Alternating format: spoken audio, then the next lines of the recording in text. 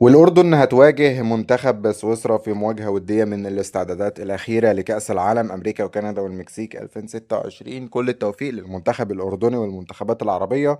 المنتخب الأردني في الأجندة الدولية الودية في مارس اتعادل 2-2 تعادل إيجابي مع كل من كوستاريكا ونيجيريا.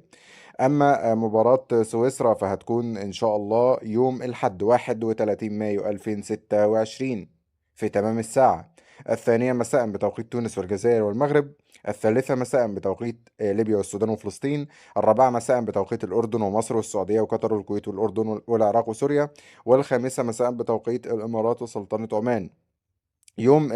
نفس اليوم يوم الأحد 31 مايو هيكون فيه إن شاء الله مباريات قوية جدا، زي مباراة ألمانيا وفنلندا. الماتش ده إن شاء الله هيكون الساعة 9 إلا ربع مساء بتوقيت المغرب، و10 إلا ربع مساء بتوقيت ليبيا والسودان وفلسطين، 11 إلا ربع مساء بتوقيت مصر والأردن والسعودية، و12 إلا ربع بتوقيت دبي.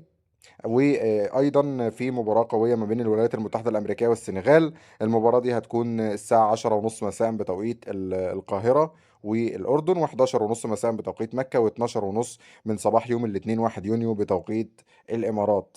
وايضا في الثانيه من صباح نفس اليوم بتوقيت المغرب العربي هيواجه بنما هتواجه البرازيل، والرابعه صباحا بتوقيت مصر والاردن المباراه دي، وهتكون الخامسة صباحا بتوقيت دبي. شكرا لحضراتكم. بالنسبة للقنوات الناقلة والمعلق هيتم نشرها على القناة في فيديو شورتس قصير، ولو في قنوات مجانية هيتم نشر ترددها قبل المباراة ب 24 ساعة، فنتمنى متابعة القناة عشان أخبار مواعيد المباريات المنتخبات الودية أو حتى في كأس العالم توصلك أول بأول.